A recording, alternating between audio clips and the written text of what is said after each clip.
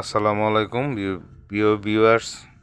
আমি আসলে আজকে যে বিষয়টা নিয়ে আলাপ করব সেটি হচ্ছে মোবাইল দিয়ে কিভাবে ছবি এবং ভিডিও একসাথে এডিটিং করে সাউন্ড পরিবর্তন করে কিভাবে আমাদের এই ভিডিওগুলো কাট করার পরে অ্যানিমেশন দেয় এবং কিভাবে রেন্ডার দিয়ে কন্টেন্ট তৈরি করে ওই বিষয়টা নিয়ে আলোচনা করব। আমরা কাইনমাস্টার একটি জনপ্রিয় মোবাইল ভিডিও এডিটিং অ্যাপসটার মাধ্যমে আমরা কাজ করব।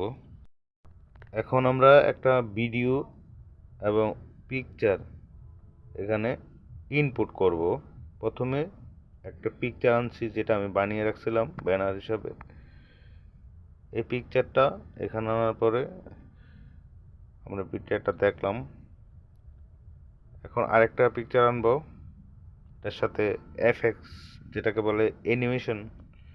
আমরা ওইটা অ্যানিমেশন করে একটা পিকচার থেকে আরেকটা পিকচারে ভিডিও রূপান্তর করব। আমরা ওই পিকচারটা আবার খুঁজছি। এই যে গ্যালারিতে আমরা পিকচারটা ওপেন করলাম। এই যে আমার গ্যালারিতে পিকচারটা আছে, এই পিকচারটাই আমি আনবো। আনলাম। আপনারা দেখছেন দুটা পিকচার আসলো, একটাতে লেখা আছে একটাতে লেখা নাই। এরকম আরও একটা আনলাম। তিনটা। এখন আমরা এতে আরও ভিডিও অ্যাড করব। একটা পিকচার আনলাম, একটা ভিডিও অ্যাড করব। ভিডিওটা আমরা একটু খুঁজছি।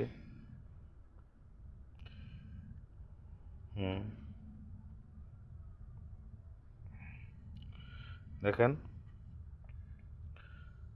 এই যে ভিডিও একটা আমরা চুজ করলাম।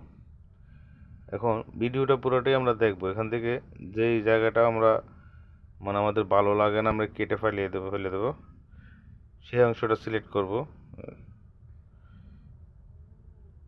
এই যে বাবুর কান্নার অংশটাই কেচি দিয়ে স্প্লিট মারব। আবার যেখান থেকে আমরা বাদ দেব ওই জায়গায় যায় কার্সরটা রাখলাম। এখান থেকে আবার স্প্লিট করলাম।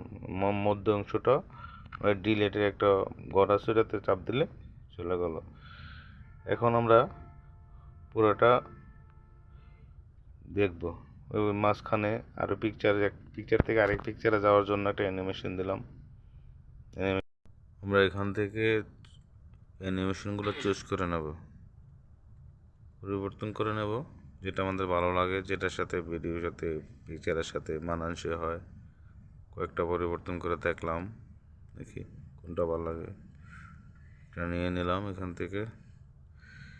এই যে এটা দেখেন, এরকম একটা নিয়ন কালার অ্যানিমেশন দিয়ে একটা পিকচার চলে যাবে। এভাবেই আমরা ভিডিওর পিকচার একসাথে এডিটিং করব। একটা পিকচার থেকে আরেকটা পিকচারে ভিডিও মোশনের মাধ্যমে পরিবর্তন হচ্ছে। দেখুন,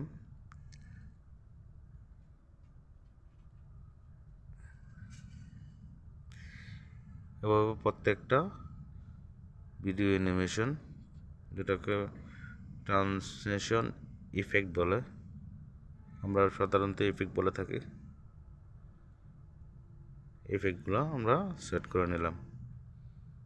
এখন পুরোটা ভিডিও সুন্দরভাবে সাজানো হয়ে গেল। আশা করি আপনারা বিষয়টা বুঝতে পারছেন। যদি না বুঝে থাকেন আমাকে কমেন্টের মাধ্যমে জানাবেন। আমি চেষ্টা করব জিনিসটা সুন্দরভাবে বোঝা যাওয়ার জন্য। আপনাদের যদি কারো মতামত থাকে, দেখুন আমরা কিভাবে অডিওটা এখানে অ্যাড করতেছি। এই যে অডিও সিলেক্ট করে অডিও মিউজিকগুলো আমরা শুনে নিচ্ছি। প্রত্যেকটা অডিও আমরা খুঁজে বাইর করে ভিডিওর সাথে অ্যাডজাস্ট মতো অডিও বেছে ইনপুট করার চেষ্টা করতেছি। যাক, আমরা একটা পছন্দ করলাম, এটাকে টেনে প্রথম পিকচারের সাথে এবং লাস্ট ভিডিওর সাথে অ্যাডজাস্ট করে আমরা এটাকে একটা কাটিং দিয়ে নেব। স্পিড দিয়ে এই যে গেচের মতন স্পিড দিয়ে দিলাম, এই বাকি অংশটা ডিলিট করে দিলাম। এখন আমরা পুরোটা ভিডিও একটু দেখবো আমি কি কতটুকু সাউন্ড কীভাবে কী হলো। সাউন্ডটা দেখেই আমরা ভিডিওটাকে কোথায় কী করতে হবে, কোথায় কী দিতে হবে একটা ধারণা নিয়ে নেব। আমরা এতটুকু পর্যন্তই নিলাম। এখন সাউন্ডটা মেলানোর জন্য এখানে ভিডিও একটু ছোট করে নিলাম।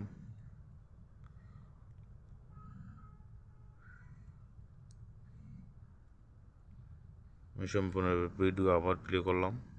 দেখি এখন একটা প্রথম অংশটা একটু কালো করে ঝাপসা করে আমরা একটা অ্যানিমেশনের মাধ্যমে ভিডিওকে উপস্থাপন করব। কালো একটা লেয়ার নিয়ে নিলাম। এরকম প্রত্যেকটা স্তরকে এক একটা লেয়ার হিসেবে দেওয়া আছে।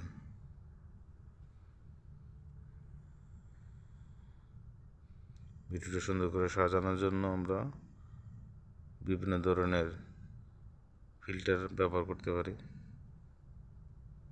এখানে ফিল্টারে বিভিন্ন অপশন আছে, বিষয়ে আমরা পরে আবার একটা ভিডিওতে আলোচনা করব। এখানে আমরা ভিডিওটাকে সেভ করে নিলাম। হ্যাঁ, ভিডিওটা সেভ হয়ে যাচ্ছে।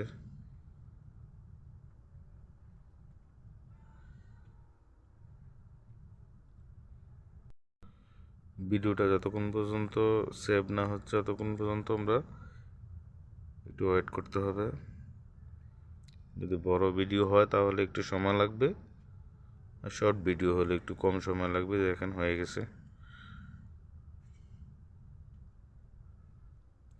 ভিডিওটা কমপ্লিট হওয়ার পরে আমরা এটা প্লে করে দেখব। দেখছি